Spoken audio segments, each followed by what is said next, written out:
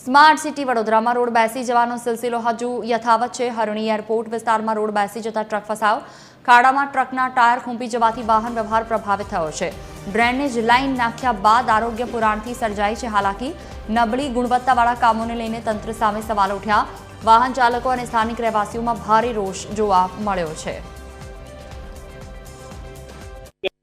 Airport road सामेना भाग में जोई शको छो मस्त मोटो ट्रक जे भरेलो छे ए ट्रक आखो खाड़ा में खूपी गयो छे एटले के भूवा में खूपी गयो कहेवाय।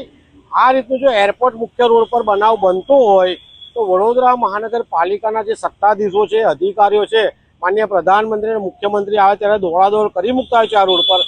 तो शुं आ रोड में भूवो पड्यो एमने खबर नथी पड़ती। आ कया कारणसर भूवो पड्यो ए पण नथी खबर पड़ती। परंतु क्यांक ने क्यांक संकलनનો અભાવ સંકલનના અભાવના કારણે આ મસ્ત મોટો ભૂવો પડ્યો છે। ત્યારે વડોદરા મહાનગરપાલિકાના અધિકારીઓ જે કામ કરે છે કામ અહીંયા કામગીરી છતી થઈ છે।